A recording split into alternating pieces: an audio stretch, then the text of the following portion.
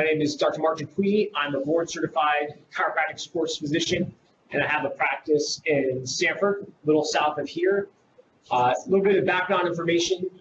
I've been in practice for about 15 years, and just over 10 years, I've been doing functional medicine-based nutrition in combination with chiropractic. Why is a chiropractor talking about nutrition? Most people don't know that the chiropractic education is really based on optimal health. So we actually cover a broad variety of health-related topics. I went to school at New York Chiropractic College, upstate New York. We had over 200 hours of graduate level nutrition. So the things that we're going to cover today is not just information that's study-based only, but I've seen this play out in countless patient blood labs, case histories, etc. Last time we did a count was over a year ago, and we were over 45,000 patient visits. So there's a pretty good basis of knowledge that I've actually seen what we're going to cover in application, real-world application. So be prepared. We're going to make head spin a little bit. We're going to cover some things that are going to go against what a lot of people believe, what a lot of people have been told about nutrition. A lot of times when we cover some of these talks, a common thing I'll hear is, well, yes, but don't they say this and don't they say that? Well, we need to do a little bit of digging to figure out who exactly is they and what's their motive behind the information that they've been telling us for a long time. All right, so bear with us as we work through the technical challenges here. So we are omnivores, right? So majority of animals on this planet are either carnivores or herbivores, but there are some that are omnivores that can eat meat, can eat vegetables. And really, we have an amazing GI system and digestive ability, so we really can eat almost anything. But the question we really want to get into here is what should we be eating? So, does it even matter in this day and age? We have so much medical technologies, right? We have so many prescription drugs out there. So, can we just rely on drugs for our health care? If you believe what you read or watch enough TV or read enough magazines, we think that we can pop a pill for every ill. If that is true, one question we want to ask is, as a nation, how are we doing? How is our health overall? And a lot of people find it surprising that we're not doing very good. So as of 2015, there are 42 other developed nations where the people are living longer than we're living here in the US. That's pretty significant.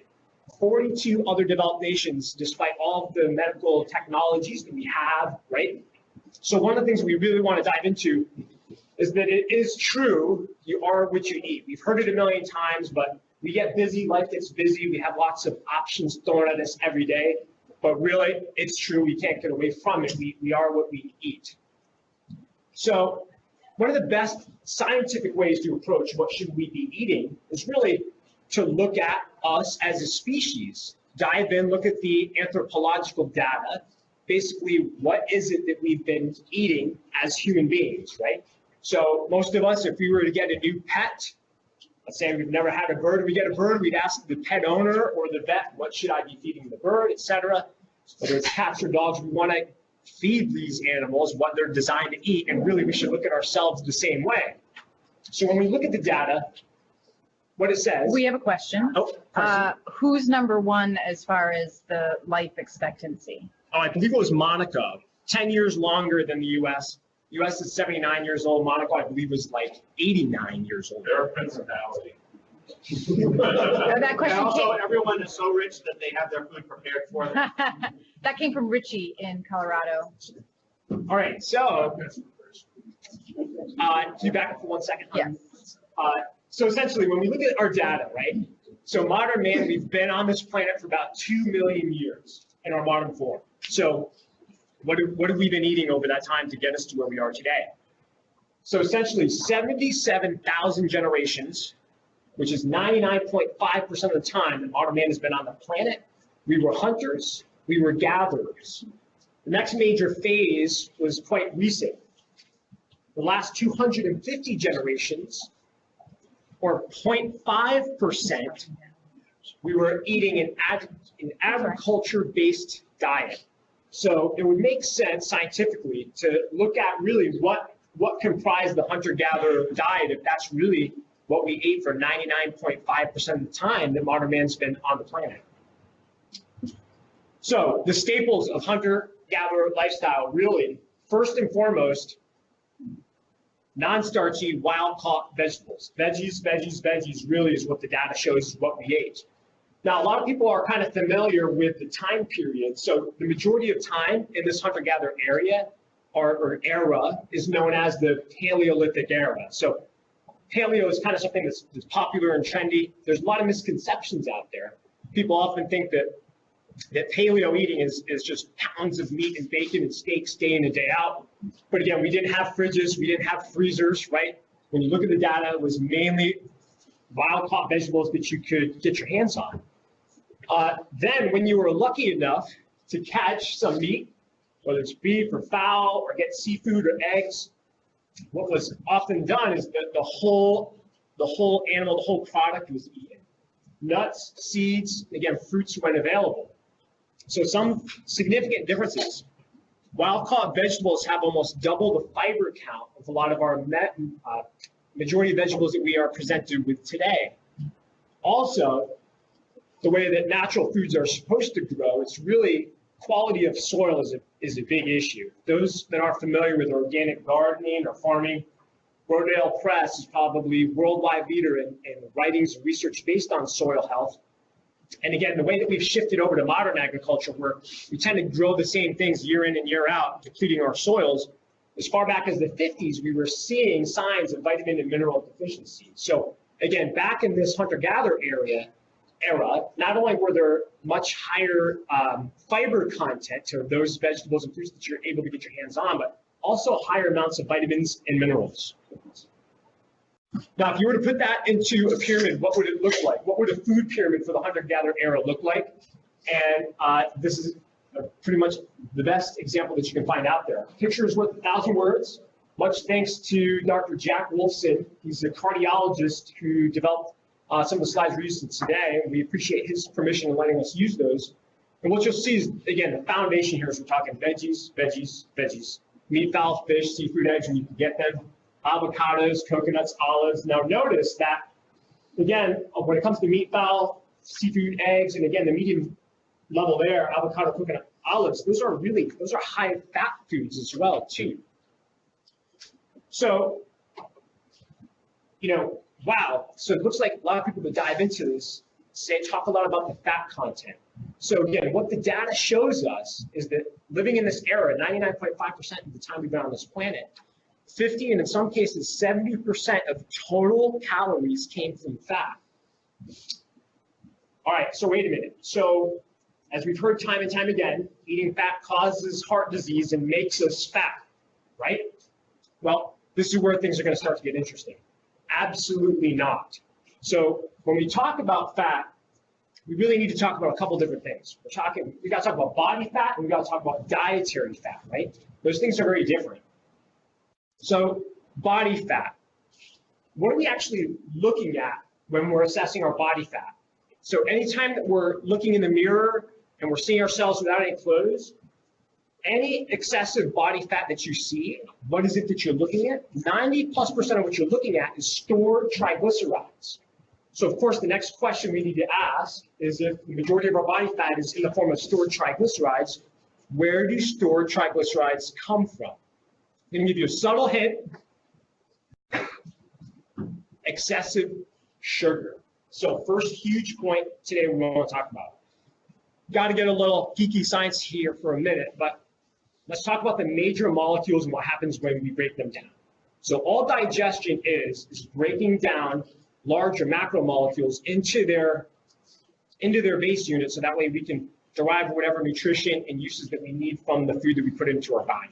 So when it comes to, let's talk proteins. So proteins, when we break them down, they break up into amino acids. Those are the building blocks of our body, of our soft tissues, of our ligaments, of our vessels. So those are, think in terms of protein, building blocks, muscle, etc. When it comes to fat, we're going to talk about this a little bit more in length, but fat breaks down into 3 fatty acids. So remember that. We're going to come back to that in a minute. Triglycerides, or let's go back to sugar here. So one of the key things to think about is that all carbohydrates are made up of sugar, okay? Sugar is the building block of all carbohydrates. So it doesn't matter whether we have an organic bowl of oatmeal or a Snickers bar or a tablespoon of sugar. When we digest all of those things, we're going to end up with a bolus, a batch of sugar. Now, carbohydrate and sugar itself, sugar is a good fuel source. One of the primary fuel sources of the body, but I like to think of sugar and fuel as, think about gas in your car. We all know that gasoline is what drives our gas-driven cars. If you go to the fill-up station and your tank is 10 gallons and you put in 10 gallons of gas, you're happy, gas station's happy, car drives well. If you go to the gas station, you try to put 20 gallons of gas in and you spill 10 gallons of gas on the ground, now it's a biohazard situation, bad for the environment, right?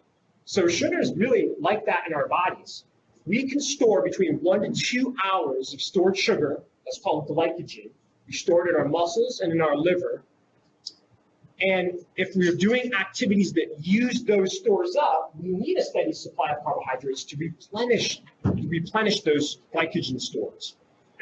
But here's the kicker. If our glycogen stores are topped off and our blood sugar is topped off, any excessive sugar goes to the liver where it's converted into triglycerides, cholesterol, and other fats. Now, one other point here. When it comes to digesting protein, when it comes to digesting fats, we can do that on our own and we don't need any special hormones. Sugar is a little different. So in order to get sugar into the cells for use, whenever we consume carbohydrates, our body secretes insulin, right? Insulin is a hormone that allows sugar to be taken up into the cell for use. But insulin itself is an anabolic or building hormone, okay?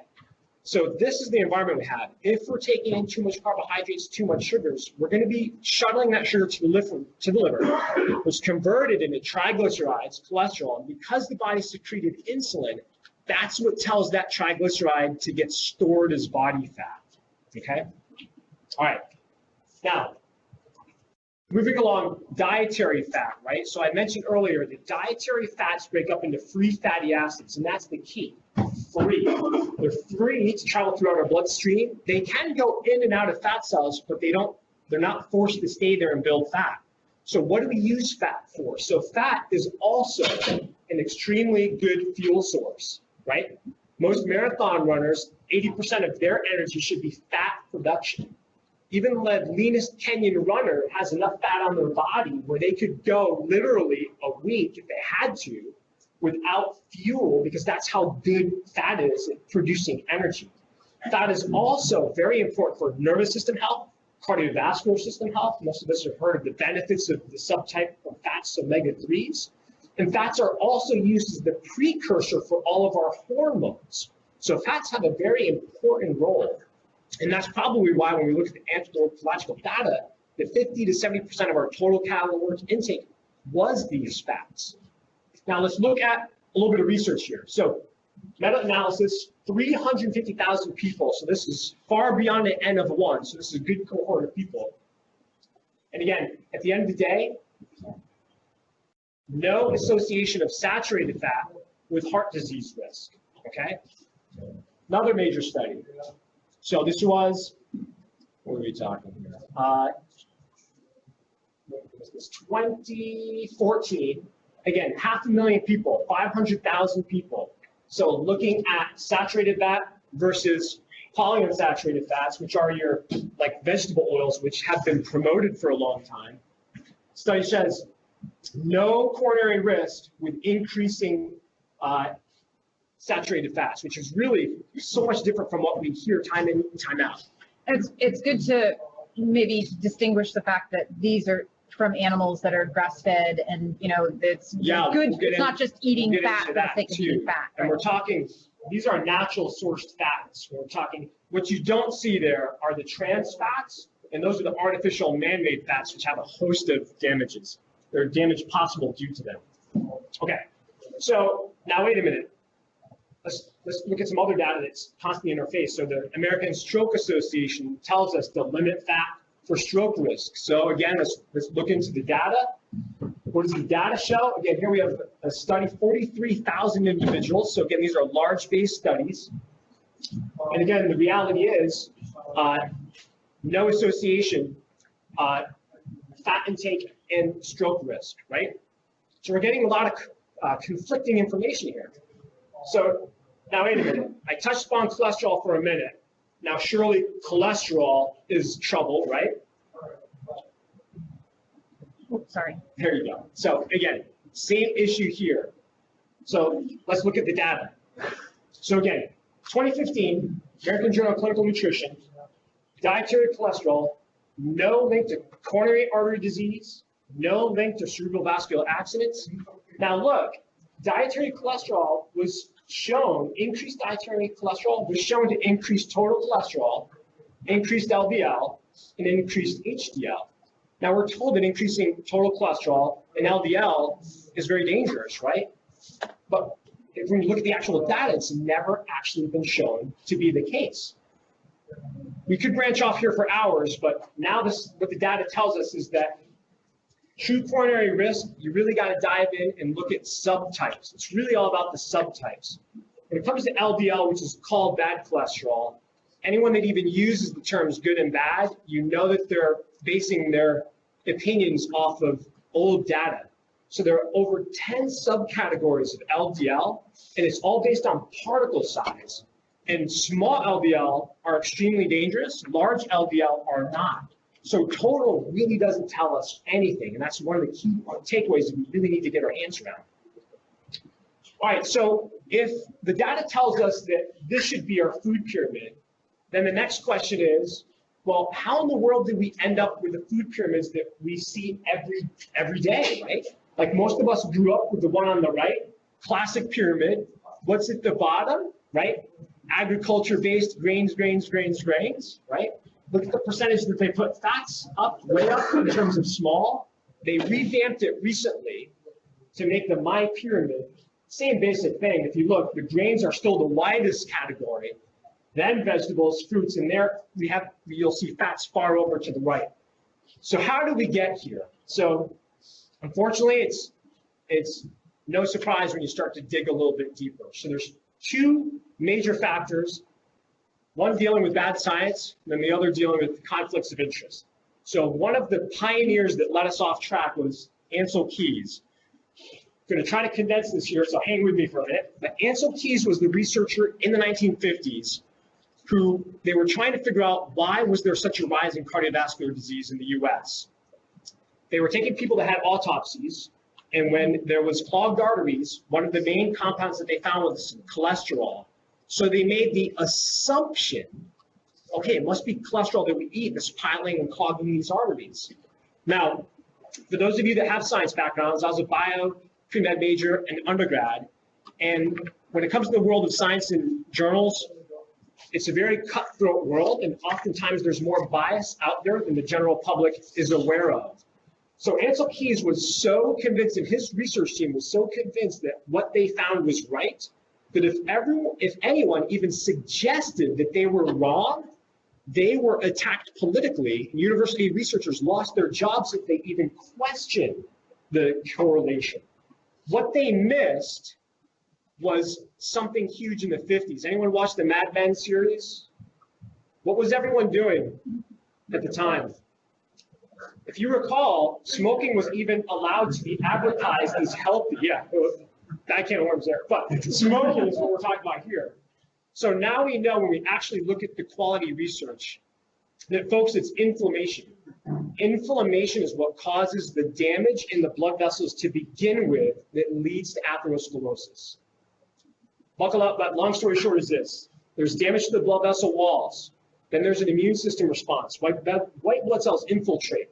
Your body starts to try to repair the damage. Cholesterol is part of that repair process. So you can see they made an honest mistake, but you're just blaming the repair process, missing the source of the inflammation in the first place. So what else causes high levels of inflammation? Excessive sugar. And then how does the body process sugar? Remember, we need to secrete insulin. It's just like the gas example. So high insulin also is inflammatory in nature. And there are some other compounds that we now know, homocysteine. There's a few other processes that we need to be aware of that could be driving our inflammation levels. But really, it's all about inflammation, and they weren't right. Now, conflicts of interest for the food policy. Holy cow, we can talk about this all day. So the key here is we subsidize wheat, corn, and soy in the US, right? So our food policies support wheat, corn, and soy products. Now, remember at the intro, we talked about New York, we had 200 hours of graduate level nutrition. 99% of MDs and DOs graduate with less than 1 hour of formal nutrition.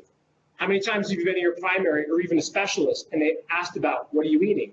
You should take a food journal, right? So where did they get the majority of their information from? National guidelines, like American Heart Association. You know, there's a food advisory panel to the American Heart Association. Do you know who some of the biggest players have been? Pepsi Cola. In the past, the Sugar Board. General Mills. You know, there's a lot of money coming from there. The actual U.S. Canola Board promoting vegetable oil, they're still on the board right now. That's why even recently, you'll see American Heart Association say, stay away from saturated fats. You need to eat more polys, get more vegetable oil. No science behind that. It's dollars and cents, my friends. It's how it is. All right, so one more point on that is if you want more information, 2 amazing resources here. So Good Calories, Bad Calories, written by Gary Taubes, award-winning journalist. He doesn't say eat this or eat that. He says cholesterol causes heart disease. Well, let's look at all the studies. And it's amazing. One of the best reads out there. So the Framingham Heart Study is one study that's still referenced all the time as evidence to avoid saturated fat. If you actually look at the Framingham Heart Study, it said just the opposite. It's just like politics today. People will reference things that they know people aren't going to look up, and it doesn't even support the claim. So phenomenal book if anyone wants more information. The book on the right, boring read, but I'll tell you, it points out that when you go back to that food pyramid, anytime that they either want to suggest a change to the food pyramid, millions of dollars in the form of lobbyist action virtually overnight. You start to look at how things are lined up, and it's like, okay, that kind of makes sense why we are where we are. Okay, so while we're here, we got to talk for a minute about gluten, because everyone's talking about gluten. So what is the big deal with gluten? So really, it is a triple threat. So number one, grains in general, and think of that, the food pyramid that we all grew up with, right? So remember inflammation. So when it comes to the omega oils, so yeah, the big players are omega-3, 6, and 9. Omega-3 is anti-inflammatory in nature. Yeah. Sorry. Omega-6 and 9 are pro-inflammatory in nature. They encourage inflammation. Now, it's all about balance. Really, we should have a 1-to-1-to-1 diet, because inflammation itself isn't bad. Every time we have an immune response, our immune system drives off inflammation. Anytime we have a cut or injury, inflammation drives the repair process. So it's not bad, but we just don't want excessive inflammation. So because the best sources of omega-3s really are fatty fish, even meat that are eating grass, right? We can get some from vegetable sources like flaxseed, et cetera. But when you look at the standard American diet, it goes back to that food pyramid.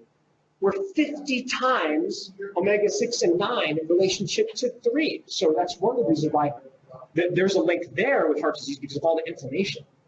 Okay, next up. So we've also hybridized the wheat. We've taken different strains and cross-pollinated them to have strains that produce much bigger yields than we have in the past. In doing so, we've changed the actual gluten molecule, which is one of the major proteins in wheat, and it does appear to be much harder to digest than the gluten of even our grandparents, right? The other thing here, so important. So there are surface markers, what we call antigens, on the gluten molecule that look very similar to our thyroid tissue. If you're giving the immune system something day in and day out that looks a lot like part of our body, over a period of time, there's going to be increased predisposition for self-attack or autoimmunity.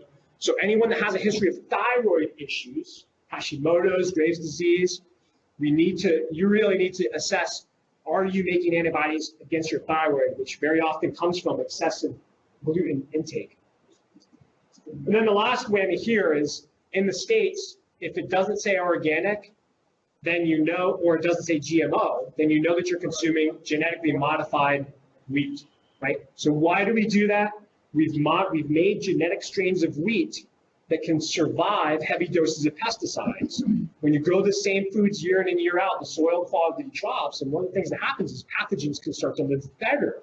So the answer is either take care of your soil, which is expensive, or use more pesticide, which is cheaper. So what happens is, glyphosate is the main ingredient Roundup, which most people are probably familiar with. And when it was marketed for approval, they lobbied the powers that be and said that this is a clean pesticide that will not affect humans at all. But now we know, oops, yeah, they were dead wrong. So not only if you saturate these crops with the pesticides and then eat the pesticides, we're going to get some of that residue. So the glyphosate itself is a direct toxin shown to cause inflammation.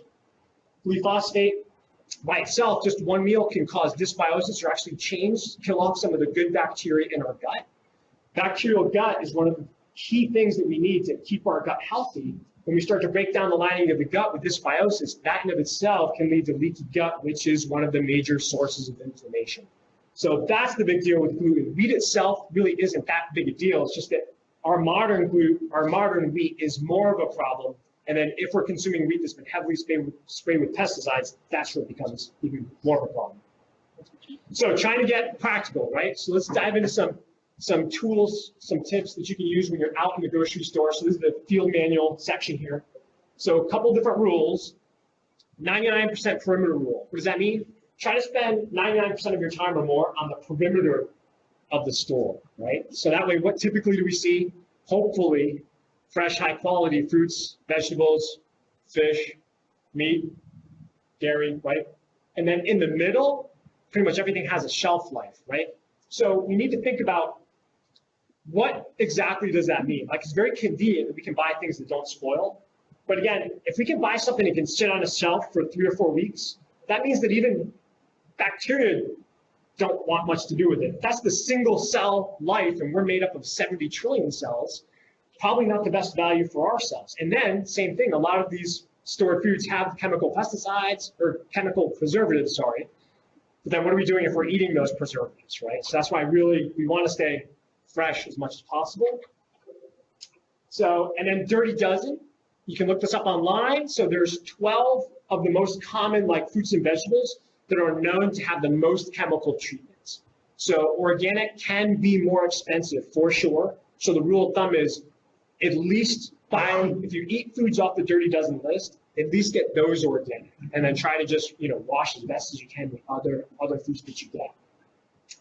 So, and again, when it comes to like animal foods, like chickens are supposed to be free range. They're not supposed to be crammed into a dark housing unit with 300,000 other birds, right? They're supposed to be eating grubs versus free range. Beef, the majority of our beef, same thing here, you get what you pay for. Most of the beef, unless it's actually true, like free range, comes from contained animal food laws, where the beef are actually fed grain. Remember, grain's inflammatory, so we're damaging the cows and then we're eating damaged cows. Beef are supposed to eat grass. Beef that eat grass have the actual better fat profile of the healthy fats, right? So that's the rule there. It's really got to be wild-caught products. And you have to read labels closely. Next time you go to the store, just look at the salmon. You see Atlantic salmon, that means farm-raised. Look how pale the color is. So do you know a lot of these farms, they're actually feeding the salmon genetically modified corn. And dye. Yeah, they dye it just to make the color look as weak as it is. Compare that to the wild-caught salmon. It looks like 2 whole different species, right? And then one other bit about dairy, and this is controversial too, but pasteurization really came out in probably 20s and 30s when we didn't have clean dairy practices. But the scientific community, and there's great readings about this, when pasteurization came out, the whole scientific community was opposed, because anytime you heat to high temperature proteins, they get denatured, and then you kill off a lot of the healthy immune factors and growth factors that you can get from good quality dairy. So the side note here is dairy really should be raw dairy, should be unpasteurized. Side note here is kind of interesting. You take a baby cow, feed it pasteurized milk only, it dies within a day, or 7 days, sorry. 7 days it dies on pasteurized milk. So we're basically cooking the life out of our modern milk. All right, so general summary here. Sorry. So when I say lean paleo, so I call it the 80-20 rule. So like life short, that proverbial bus could get us when we walk out of here this afternoon. So you got to enjoy yourself. You got to, give yourself some rewards. But as I say, 80% of the time, try to stick to that healthy food pyramid. Drink lots of fresh, filtered spring water. How much? You take your body weight, cut it in half, and that's the amount in ounces that we should be drinking every day. Coffee, tea, unfortunately, it doesn't count. Anything that's got molecules in it that your body has to filter, you actually lose some of your hydration by filtering those products out. So coffee, teas are okay in of themselves, but that doesn't count for your hydration intake. And then listen to your body. Again, there is no perfect way to eat for everybody. In general, there's some pretty good research out there that shows there seems to be about 3 main subtypes of people. Those that really thrive and feel good on a majority of a protein-based diet.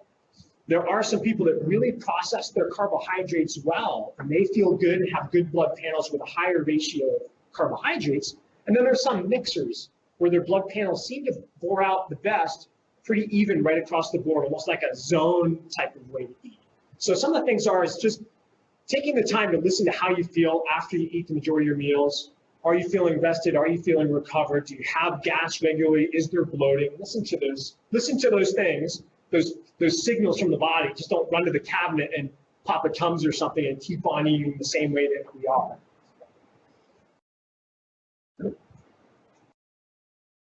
And then again, this one is huge too. So how does stress tie into nutrition? Well, you are what you eat is 50% of the equation.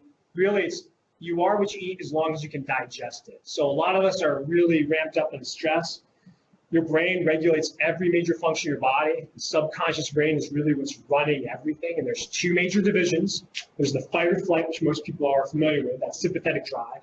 And then there's rest and relaxation, which is parasympathetic. Or think of that in terms of rest and digest. So when we're really ramped up, it's almost impossible to be producing enough digestive enzymes to really break down and to use the nutrients from the food that we're eating. So anytime we're talking nutrition, you want to be able to extract the nutrients that you're taking the time to put into your body, and stress management is so important. And then again, let's say you're eating the foods that you really believe should be doing well for you, but there's gas, there's bloating, there's skin irritations, etc. There could be something like a food sensitivity, and those things really need to be addressed and tested, because sometimes we see people that have taken the time to clean up their diets, but they're still not feeling good or well. Sometimes there could be an underlying food sensitivity, and it's not all bad foods either. Sometimes there's really good foods that just don't match a particular person's biochemistry from a digestive standpoint. So those are just things to be aware of.